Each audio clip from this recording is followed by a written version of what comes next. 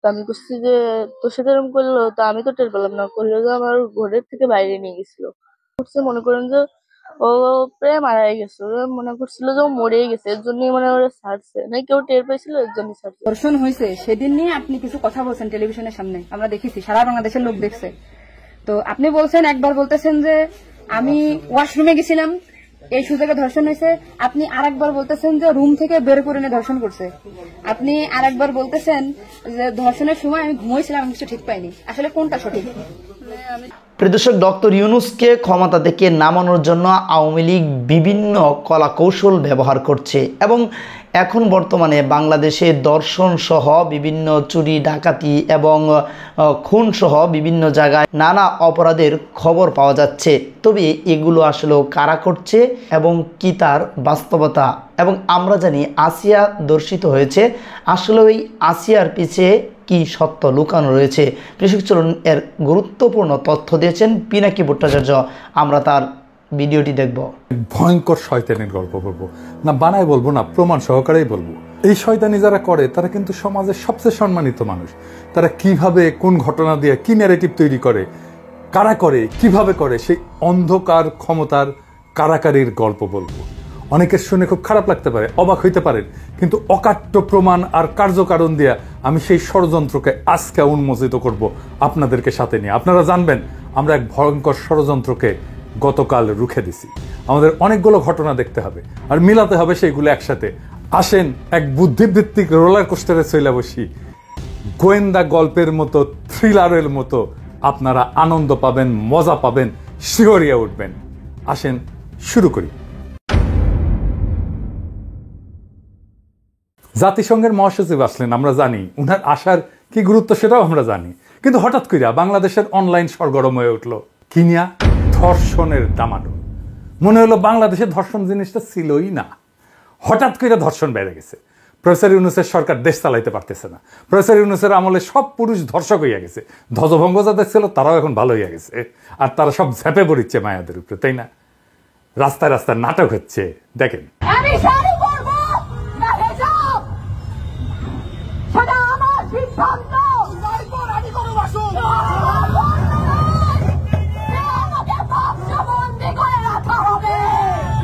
শুধু এটা না, আরো দেখেন।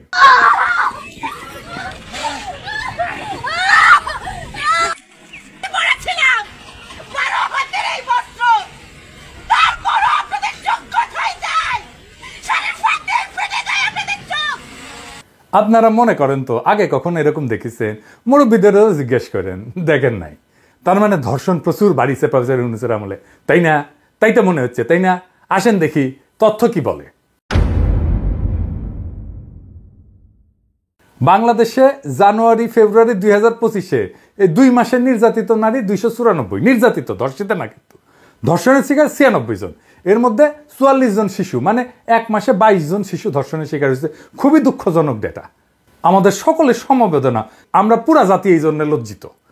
আসেন এইবার আমরা আমাদের প্রিয় কাডাল রানীর আমলের ডেটা দেখি। 2023 সালে 8 মাসে ধর্ষণের শিকার 493 জন শিশু, রহস্যজনকভাবে মৃত্যু হয়েছে 47 জন কন্যা শিশুর। ওই রহস্যজনক মৃত্যুর সংখ্যাকে যুক্ত করলে 8 মাসে 540 জন শিশু ধর্ষণের শিকার হয়েছে, মানে মাসে প্রায় 68 শিশু ধর্ষণের শিকার হইতো। সেই সময় শিকার হইতো যখন বাংলাদেশ ধনধান্যে পুষ্পে ভরা ছিল। তাহলে এখন কেন বামেরা খেপে উঠলো? দেখেন কিভাবে বামেরা খেপে উঠছে, দেখেন কিভাবে পুলিশের উপরে উস্কানি ছাড়াই লাঠি ছুঁড়ে মারতেছে, দেখেছেন? এই যে জামা ছিঁড়ে দিচ্ছে, মারতেছে, এটা হলো পুলিশ।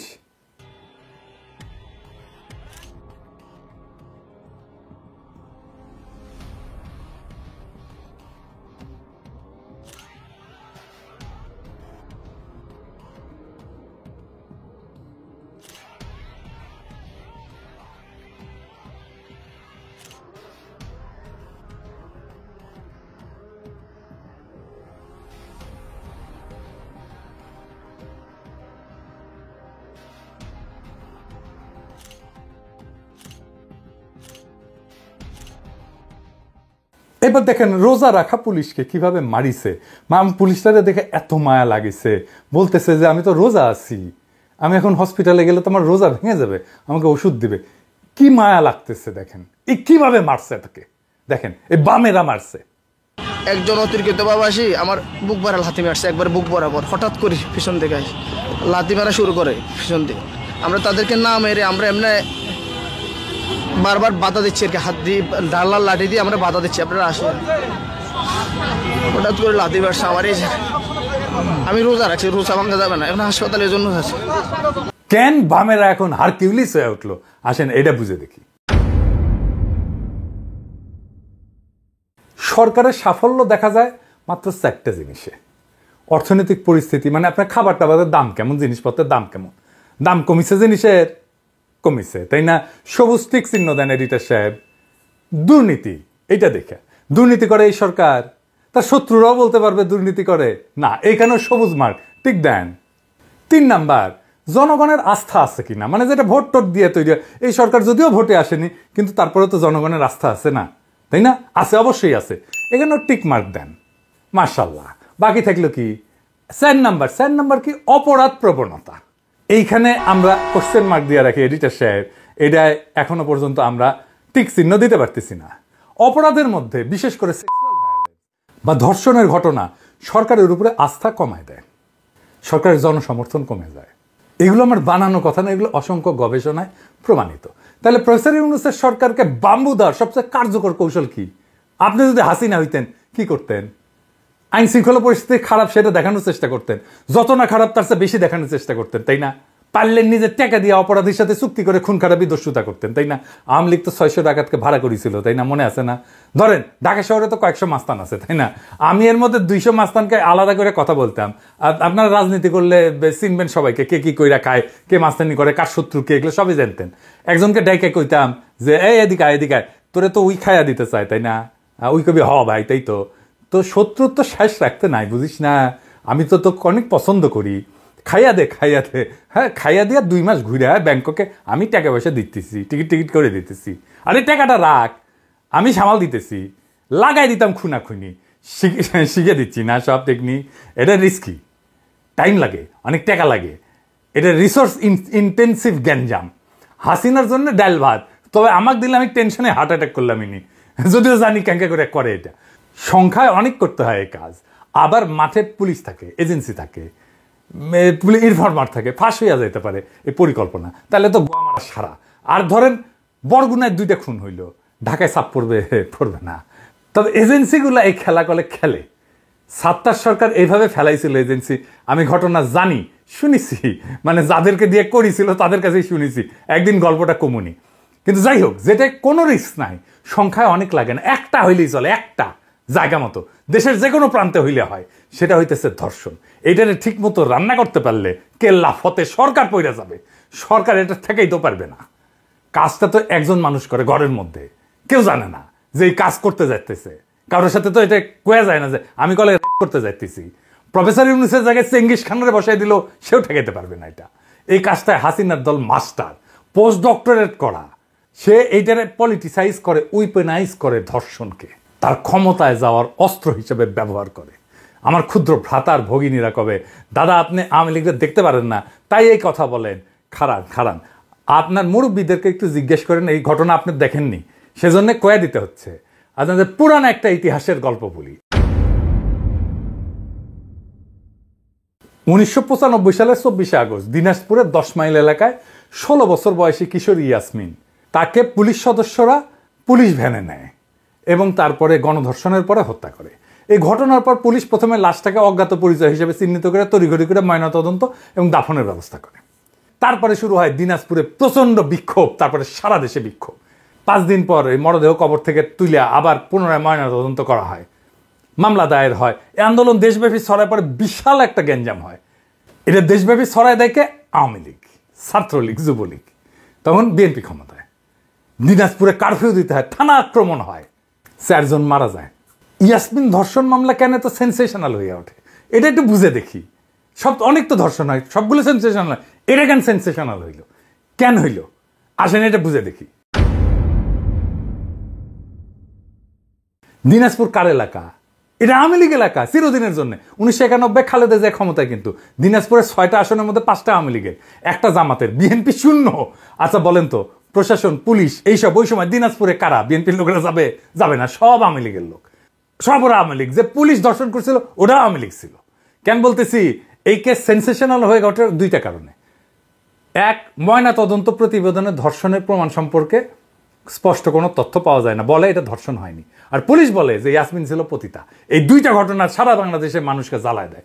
যেই ডাক্তার ময়না তদন্ত করছিল তার নাম ডাক্তার মহসিন, সাবেক ছাত্র ইউনিয়ন, রাজশাহী মেডিকেলের ছাত্র। আমি যখন ফার্স্ট ইয়ারে, সে তখন ফাইনাল ইয়ারে। ডাক্তারের নামে আলামত লুকানোর মামলা হয়েছিল। 96 হাসিনা ক্ষমতা এসে ডাক্তারের খালাস করে দেয়। ইয়াসমিনের কেসে সাজা হয় পুলিশের, ফাঁসিও হয়। কি জন্য হয় জানেন? সাজা কি জন্য হয়? ধর্ষণের দায় না, হত্যার দায়ে। মামলার কাগজ উঠে দেখতে পারেন, আমি মিজা কথা কইতেছি না। ফাঁসি কার্যকর করে খালেদা জিয়া 2004 সালে। 1996 হাসিনার মূল ক্যাম্পেইন ছিল মা বোনদের ইজ্জত রক্ষায় ব্যর্থ বিএনপির বিরুদ্ধে ব্যালটে রায় দিন, হাসিনা জিতে। তো আওয়ামী লীগ ইয়াসমিন তো ধর্ষিতা হয় নাই, তুই তো ছেড়ে দিছু ডাক্তারকে, কাগজে কলমে তো তাই। ইয়াসমিন স্তম্ভ করে কে? সিপিবির মহিলা উইং, মহিলা পরিষদ, দেখেছেন? একইভাবে আসিয়ার ধর্ষণ এবং মৃত্যুকে উইপনাইজ করতেছে আওয়ামী লীগ, করতেছে এই সিপিবি, ছাত্র ইউনিয়ন, এদেরকে দিয়া ধর্ষককে গ্রেপ্তার করছে, দ্রুত বিচারের জন্য মামলা করছে। বামের আর কি চায়? ওরা বলুক আর কি চায়, বলতে পারবে না। আসিয়ার ধর্ষণ কেন হইল? এখন তো আসিয়ার মারে আর বাবারে ধরতে হয় যে কেন ওই মাইয়ারে বিয়ে দিছো কেন ওই বাসায়। আসিয়ার বোনের স্টেটমেন্ট শুনেছেন? শুনেন। আমার শাশুড়ি মনে হয় আমার খাবারের ভিতরে ঘুমের ওষুধ দিছিল। আমার বোনের এই ঘটনার সাথে আমাদের শ্বশুর বাড়ির সবাই জড়িত, তাদের সবারই জন্য দৃষ্টান্তমূলক শাস্তি হয়। করছিল মানে পেছন থেকে যে জড়াই ধরছিল, আমি বাড়িতে জানাইছিলাম এবং ওখানেও জানাইছিলাম, কিন্তু ওখানে কেউই আমার কথা বিশ্বাস করেনি। বাড়িতে জানাইছিলাম, আব্বু আম্মু আবার আমার বুঝ হয়ে আবার দিয়ে বেড়াইছিল। আমি অনেক ভয় পাইছিলাম, এর জন্য আমার বোনটা আমার সাথে দিছিল। আমি জানতাম না যে আমার বোন আমার সাথে গেলে তার সাথে এরকম হবে না। রাত্রিবেলা হচ্ছে আমরা 3 জন ঘুমাইছিলাম, দরজা দিয়ে ঘুমাইছিলাম, 8টার পরই ঘুমাই গেছিলাম। তারপরে আমার শাশুড়ি মনে হয় আমার খাবারের ভিতরে ঘুমের ওষুধ দিছিল, এর জন্য আমি কিছু ঠিক পাইনি। একদম ফজরের একটু মানে সকাল হওয়ার একটু আগে উঠছি, উঠে দেখি যে ও ফ্লোরের উপর পড়ে রয়েছে আর হচ্ছে দরজা খোলা। তারপরে আমি বাথরুমে আইছি, আসে ওরে উঠেছি, দরজা দিয়েছি, দরজা দিয়ে ওরে উঠে খাটের পরে রাখছি। কোনো ঘুমাই গেছিল নাকি অজ্ঞান হয়ে গেছিল জানি না, কিন্তু নড়াচড়া লাগিয়ে ও উঠছিল। উঠে কয়ে আপা আমার অনেক কষ্ট হচ্ছে আর জ্বালাপোড়া করতেছে। তো করার পরে আমি ভাবছি ফ্লোরের পরে পড়ে রয়েছে, তার জন্য ওর এরম লাগতেছে। তারপরে আমি ওরে বসে তুই চুপ করে ঘুমাই পড়, তারপরে ঘুমাই পড়ছিলাম। আর ওর কি হয়েছিল তা তো আমি অত খেয়াল করিনি, ঘরে লাইট ছিল না, গোলাই টোলাই দাগ টাগ এসব দেয়নি। তারপরে ভোরে উঠে ও কাঁদতেছে আর হচ্ছে বেগে বেগে নিঃশ্বাস নিচ্ছে আর হাত পা কেওড়া ধরেছে, গাল দিকে যা উঠছিল। এরপর আমি ওর কাছে শুনছি যে তুই রাত্রে এরম করলি, আবার এখন ওরম করতেছিস, তোর কি সমস্যা? তারপরে ও বললো যে সবাই আমার সাথে এরম করছে, ভাইয়া আসছে দরজা খুলে দিচ্ছে। তো আমি করছি যে তোর সাথে এরম করলো, তা আমি তো টের পেলাম না, করলো যে আমার ঘরের থেকে বাইরে নিয়ে গেছিল। মনে করেন যে ও প্রায় মারাই গেছে, ওরা মনে করছিল যে ও মরেই গেছে, এর জন্যই মানে ওরা ছাড়ছে না, কেউ টের পেয়েছিল এর জন্য ছাড়ছে। ওর খালি পেটের নিঃশ্বাস আছে আর গোলার দিয়ে ঘা হয়ে গেছে। মনে করেন ও যতটুকু কষ্ট পাইছে তাকে তো ফাঁসি দিলেই তো কমই শাস্তি, তাকে সবার জন্য ফাঁসি হয়। আচ্ছা বলেন তো, এটা কি কোহেরেন্ট স্টেটমেন্ট? খুব সম্ভাবনা আছে আসিয়ার বোন পার্ট অফ দ্য ক্রাইম। কেন? এটা শোনেন। আপনি তো আসিয়ার বোন, আপনি তো যেদিন ধর্ষণ হয়েছে আপনি তো এখানে ছিলেন না? যেদিন ধর্ষণ হয়েছে সেদিন নিয়ে আপনি কিছু কথা বলছেন টেলিভিশনের সামনে, আমরা দেখেছি, সারা বাংলাদেশের লোক দেখছে। তো আপনি বলছেন, একবার বলতেছেন যে আমি ওয়াশরুমে গেছিলাম, এই সুযোগে ধর্ষণ হয়েছে। আপনি আরেকবার বলতেছেন যে রুম থেকে বের করে নিয়ে ধর্ষণ করছে। আপনি আরেকবার বলতেছেন যে ধর্ষণের সময় আমি ঘুমোইছিলাম, আমি কিছু ঠিক পাইনি। আসলে কোনটা সঠিক? আমি তো ওইটাই বলি না, আমি বলছিলাম আমি ঘুমোইছিলাম, ও যখন বাথরুমে উঠছে সেই সময় দেখি যে ওইখানে পড়ে রয়েছে, এইটাই বলছি। আপনি বলছেন যে সেহরির পরে, আবার বলছেন রাত 2:30টা, এটা মানে টাইমটা আসলে মানে আমাকে তো সেহরি খাই 2টার দিক, তারপরের কথা বলছি। আচ্ছা, আপনি একটু মানে প্রথম থেকে মানে রাত থেকে কি ঘটনা ঘটছে একটু আমাদেরকে বলেন তো। সর্বপ্রথম রাত থেকে সব ঠিক ছিল, ঘুমাই গেছিলাম 8টার দিকে ঘুমাইছি। হ্যাঁ আমি আমার জামাই আর আমার বোন, হুম, আর আমার বোন হচ্ছে আমার পাশে ঘুমাইছিল। হুম। তা আমি জানতাম না যে ওর সাথে ওরম হবে না।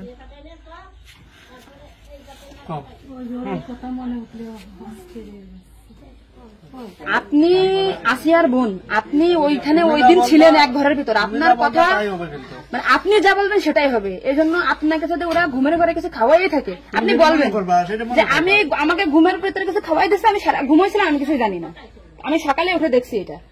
কিন্তু আপনি যদি বলেন যে রাত 2:30টার সময় হয়েছে, আমি তাহলে তো হবে না।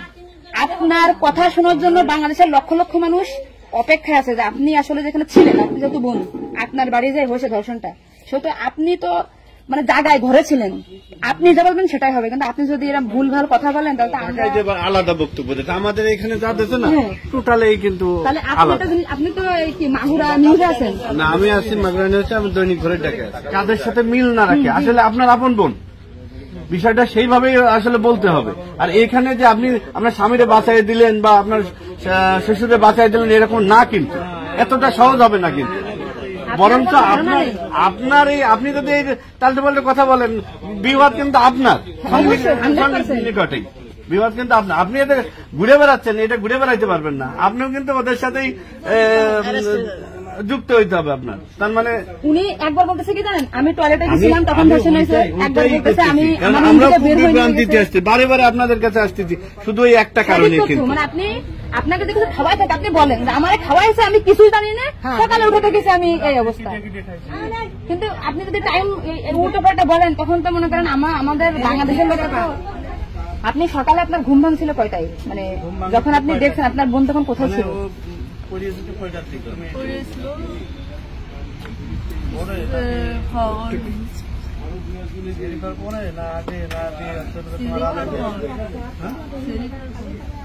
আপনি 8টার সময় ঘুমাইছেন, তারপরে কি আপনার ঘুম ছেড়ে খাওয়ার পরে ভাঙিছে? তার ভিতরে আপনি কিছুই জানেন না। আপনি এটা সুন্দর করে এখন যখন বললেন, কিন্তু মাঝে যে কথাগুলো বলেছেন এগুলো তো আসলে আপনি রিল্যাক্স হন, আপনি রিল্যাক্সে বলেন। এই আপনার ভাই, এগুলো আপনার ভাই, আমরা আপনার বোন, আসি আমার বোন, আসি আমাদের বোন, আমি নিজে রাখবেন আসি। আপনি যদি এই কথা উল্টো পাল্টা বলেন, আমরা বাংলাদেশের লোক তো ডিপ্রেশনে চলে যাচ্ছি আপনার কথাই। রাত্রে আপনার ঘুমের ওষুধ খাওয়াই দিছে, এই খাওয়াইছে আপনার কে মনে হয়, কে খাওয়াইছে আপনার ঘুমের ওষুধ? আপনার শ্বশুর না আপনার স্বামী না আপনার শাশুড়ি? খাওয়ার সময় তো আমি আর আমার শাশুড়ি ছিলাম। আচ্ছা, দুজন একসাথে ছিল। তা আপনার কি মনে হয়, আপনার যেহেতু আপনি ওই বাড়িতে আপনার সংসার করছেন, আপনার মনে হয় কে খাওয়াইছে আপনাকে? মানে আপনার শাশুড়ি না আপনার শ্বশুর হতে পারে? আমার শাশুড়ি, শ্বশুর তো খাওয়ার সময় থাকে না, আমার শাশুড়ি তো থাকে। তাহলে আপনার কি মনে হচ্ছে আপনার এই ঘুমের ওষুধ আপনার শাশুড়ি খাওয়াইছে? কিন্তু আপনার শাশুড়ি যদি খাওয়াই থাকে তাহলে ধর্ষণটা আপনার শ্বশুর কিভাবে করলো? মানে ওনারা তো সবই জানে। তা আপনি কি এটা কখনো কি মিডিয়ার সামনে আগে বলছেন যে তাই তো আপনার শাশুড়ির 3 দিন বাইরে থাকার কথা না, সবার আগে তো উনি অ্যারেস্ট হওয়ার কথা? আপনি কি এটা আমাদেরকে জানাইছেন, সোশ্যাল মিডিয়াতে জানাইছেন? শোনা আজকে আমরা হয়তো জানতে পারলাম যে আপনার ঘুমের বড়ি যে খাওয়াইছে বা ওষুধ খাওয়াইছে এটা আপনার শাশুড়ি খাওয়াইছে। তাই তো এদের পরিকল্পিত না, মানে পরিকল্পিত ছিল ওদের আগে থেকে। আপনার কি মনে হয়? মানে ওই যে আমার সাথে আর কথা ছিল, কিন্তু আমার সাথে পাই নাই বলে আমার মানে আপনার শ্বশুরের বা আপনার শাশুড়ির আপনার সাথে কোনো কিছু রাগারাগি বা কোনো কিছু আছে নাকি, বা কোনো টাকা পয়সা চাইছিল দেননি, এরকম একটা ক্ষোভ বা রাগ এরকম কিছু আছে নাকি যে আপনার সাথে আমাদের কাজ করতে? আসিয়া আপনাকে কি বলছিল যখন আপনি তখন আপনার কি বলে আর ভাইয়া আছে দরজা খুলে দিচ্ছে। আমি বলছি আমি তো ঘরের ভিতর ছিলাম, তাহলে আমি কিছু টের পেলাম না। কেন বলছে কি আমার হচ্ছে ঘরের বাইরে গিয়েছি। এরপর থেকে তো আসিয়ার জ্ঞান না, মানে ওই টুকার সময় ও অস্থির যাচ্ছিল, আর আপু আসছে বাইরে, আপুর বাসা মনে বাইরে, আমার বাসা যশোরে, আমি যশোর থেকে। আমি শুধু ওনার একটা ভিডিও দেখে আসছি যে উনি উল্টো পাল্টা কথা বলতেছে, এই সঠিক জানার জন্য। সঠিক কথাটা বলেন। আমরা ঘুমাইছিলাম, 8টার পর পরে আমি ঘুমাই গেছিলাম, আর বউ আমার সাথে ঘুমাই গেছিল। তারপর এর মধ্যে ঠিক পাইনি, কিন্তু দৈনিকে সেরি খাওয়ার জন্য সবাই ডাক দেয়, কিন্তু সেদিন সেরি খাওয়ার জন্য কেউ ডাক দিচ্ছিল না। একদম সেরির পর উঠছি, সকাল হবে সেই সময় উঠে দেখি ও মেঝেতে পড়ে রয়েছে, দরজা খোলা ছিল। তা আমি ওটা বাথরুম থেকে দরজা আটাইয়ে ওটা উঠেছি, তুলে বিছানাটা রাখছি। জ্ঞান হারাইছিল না ঘুমাই পড়ছিল জানি না, কিন্তু নাড়াচাড়া লাগার কারণে উঠে গেছিল। উঠে করছে আপা আমার অনেক কষ্ট হচ্ছে আর জ্বালা পোড়া করতেছে। আমি বলছে ফ্লোর পরে পড়ে রয়েছে এর জন্য ওরকম হয়েছে। তারপরে ও ঘুমাইছিল না কি জানি না, আমি কাছে চুপ করে ঘুমাই পড়। তারপরে আমি ঘুমাই গেছিলাম, সকালে ভোরে 6টার দিকে ও বসে কাঁদতেছিল আর বেগে বেগে নিঃশ্বাস নিচ্ছিল। তারপরে আমি বলছি কি হয়েছে তোর, ওরকম কাঁদতেছিল রাত্রেও, আবার ওরকম করতেছি সাতফল করে আদর আসছে। ও তারপরে করছে মানে তাহলে আমার সাথে এরকম করছে আর হচ্ছে ভাইয়া দরজা খুলে দিছিল। তো আমি করছি আমার এই ঘরের ভিতরে এরকম হলো, আমি তো কিছু টের পেলাম না। তো বুঝতে আমার ঘরের বাইরে আপনাকে একটা ছোট প্রশ্ন করি, কিন্তু আপনি এর আগে টেলিভিশন থেকে আপনার ইন্টারভিউ নিয়েছে, আপনি বলছেন যে রাত 8-এর দিক হয়েছে আনুমানিক, তারপরে এই হয়েছে, আপনি মানে এই মাঝের এই কথাগুলো তো আপনি জানেন না। সুন্দর, এখন আপনার কথা ভালো লাগছে, আপনাকে থ্যাংক ইউ। এই যে মাঝে যে কথা বলেন এগুলো আপনি কেন, মানে ভয়ে বলছেন নাকি ওদের বাঁচানোর জন্য বলছেন? তো ভয় দেখানো হয়েছিল। মানে কথাগুলো যে বলছেন এটা কি আপনাকে শেখাই দিয়েছেন নাকি আপনি নিজের থেকে বলছেন? তাহলে আপনি নিজের থেকে মাঝের যে কথাগুলো আপনি স্কিপ বলছেন, এটা তো আপনার বলা তো অন্যায় হয়েছে। তাহলে আপনি নেক্সট টাইম, মানে আমরা খুব, মানে আমি আপনার ভিডিও 100 বার দেখেছি, 70টা কেন জানি, আজকে দেখেন আমি 10 থেকে আইছি, আপনাদের ওই বাড়ি গেছিলাম আমি, ঠিক আছে? ভয়তে সবকিছু উল্টো পাল্টা গেছে। এক কথায় আমি সবসময় বারবার জিজ্ঞাসা করে মাথার ভিতরে উল্টো পাল্টা হয়ে গেছে। আচ্ছা ঠিক আছে আপু, শোনো, আপনি নেক্সট টাইম থেকে আপনি এই সঠিকটা, মানে এই যে ঘুমাইছিলেন সকালে এটা হয়েছে, আপনি এটা বলবেন। মাঝের কথাগুলো আপনার এক্সট্রা বলার দরকার নেই, বললে আমরা বিভ্রান্তি হয়ে যাই, ঠিক আছে? যাক, এখন বুঝলেন তো কাহিনী। শুনেছেন, ঘর থেকে বাইরে নিয়ে গিয়ে ধর্ষণ করেছে, একবার এক এক কথা কইতেছে, একবার করে সেরির আগে, একবার করে সেরির পরে, ওরে ঘুমের ওষুধ খাওয়াইছে। কোন স্টেটমেন্টই আপনি সাবস্টেনশিয়েট করতে পারবেন না। ওই মুহূর্তে তোর বায়োলজিক্যাল স্যাম্পল নেওয়া উচিত ছিল, রক্ত পেশাব টেশাব নিয়ে পরীক্ষা করে দেখা উচিত ছিল ওর মধ্যে সে আসলে তার ঘুমের ওষুধ খাওয়ানো হয়েছে কিনা। ও কইতেছে আরেক পুরুষ তার পিছন থেকে জ্যাপটে ধরেছিল, তো সে তার ছোট বোনকে ওই জাহান্নামে নিয়ে আসবে। যদি বাইরে নিয়ে যায় তাকে ধর্ষণ করা হয় আসিয়াকে, তাহলে তো ডিএনএ স্যাম্পল পাবেন এখন, তো এখন তো পাবেন না এভিডেন্স। ধর্ষকের বাড়ি হয়তো পুড়ে দিছে পাবলিক, ওইটা আওয়ামী লীগই করেছে। দেখেন, ওই দিনে আমি ক্রাইম সিনার স্টেটমেন্ট নিয়ে কেস সলভ করে ফেলতাম, কে কিসের দোষী। এইবার আসেন, সেই মেটিকুলাস প্ল্যান কি যা দিয়া প্রফেসর ইউনূসকে ফেলায় দেওয়ার চেষ্টা করেছিল। আসিয়ার ঘটনা তো সেই দিন। আর 2রা মার্চ কেমনে বলে 15ই মার্চ এয়ারপোর্টে জনতার ঢল নামবে, মানে 15 তারিখ তারা কিছু করবে যখন গুতেরেস থাকবে। এইখানেই আসে বামেরা, এই জন্যই 15 তারিখে গণমিছিল ডাকিছে লাকি আক্তার। আওয়ামী লীগ আর বাম মিলে ঠিক করে 2 জায়গায় সমাবেশের ডাক দিবে, শাহবাগ আর শহীদ মিনার। এইটা সাহেব দেখান কারা এই গণজাগরণ মঞ্চে 15 তারিখে গণমিছিলের কথা বলেছে। দেখান, আরো দেখান, আরো দেখান, আরো দেখান, একের পর এক দেখান, দেখাইতে থাকেন। দেখেছেন, দেখেছেন তো 15 তারিখের প্রস্তুতি দেখেছেন আওয়ামী লীগের। আবার দেখান আওয়ামী লীগের সিক্রেট গ্রুপে তারা দেখা কইতেছে লাকির দেখানি পথে যাইতে হবে। সাথে নিচে আসে সন্তুল আর্মাকে, যে কিনা দেশের বিরুদ্ধে যুদ্ধ করছে, যার হাতে আমাদের অসংখ্য সৈনিক আর অফিসারের রক্ত লেগে আছে, যে পার্বত্য চট্টগ্রামকে বিচ্ছিন্ন করতে চেয়েছে বাংলাদেশ থেকে ইন্ডিয়ার সাহায্য নিয়ে, ইন্ডিয়ান মাল পুরাটা। এবার বুঝেছেন তো প্ল্যান, সব ইন্ডিয়ান মাল, সব ইন্ডিয়ান রসুনের গোয়া কেমনি এক জায়গায় মিলিছে। 15 তারিখের ওই গণমিছিলে সুশীল লীগ, আফসোস লীগ, ছাত্রলীগ সবাই নাম তো দিছেই গণমিছিল। 1010 লোক নামানোর পরিকল্পনা নিয়েছিল। অমিত পিয়াল বলেছে না 20 তারিখে এয়ারপোর্ট বন্ধ করে দিয়া ছাত্র নেতাদের আটকাইতে বলেছিল না। আপনি প্ল্যান বুঝেছেন, সব ইন্ডিয়ান মাল নামিছে, মার খাইছে পুলিশ। আর প্রথম আলো নিউজ করছে ছাত্র সংগঠনের উপরে হামলা। দেখেছেন তো সব ইন্ডিয়ান মাল কিভাবে নেমে পড়েছে এই ধর্ষণ ইস্যুটাকে উইপেনাইজ করে প্রফেসর ইউনূসের সরকারকে বেসামাল করে দেওয়ার জন্য। আমি বলছি সিপিবি অফিসে আমি দখল করে নেব, ওরা গণমিছিল বাতিল করেছে। ইত্তেফাকের রিপোর্ট শুনেন। হত্যা, ধর্ষণ, নিপীড়নের বিচার এবং স্বরাষ্ট্র উপদেষ্টার অপসারণের দাবিতে শনিবার গণমিছিলের কর্মসূচি দেয় বামপন্থী 8টি সংগঠন। এর পাল্টায় ঢাকার পুরানা পল্টনে বাংলাদেশের কমিউনিস্ট পার্টি সিপিবির কার্যালয়কে ছাত্র জনতার কার্যালয় বানানোর ডাক দিয়েছেন লেখক ও অনলাইন অ্যাক্টিভিস্ট পিনাকি ভট্টাচার্য। রাত থেকেই এ নিয়ে উত্তেজনা ছড়িয়ে পড়ে। এর পরিপ্রেক্ষিতেই পিছু হটে বাম ছাত্র সংগঠনগুলো। পরিস্থিতি বুঝে কর্মসূচিতে যোগই দেননি ছাত্র ইউনিয়নের সাবেক সভাপতি লাকি আক্তার। সিপিবির লোকেরা হারকিউলিস চাইছে, আমার নামে স্লোগান দিচ্ছে, শুনেন। পিনাকির বিরুদ্ধে লড়তে হবে একসাথে, লড়তে হবে একসাথে, পিনাকির বিরুদ্ধে, উগ্রপন্থীর বিরুদ্ধে লড়তে হবে একসাথে, লড়তে হবে একসাথে, উগ্রপন্থীর বিরুদ্ধে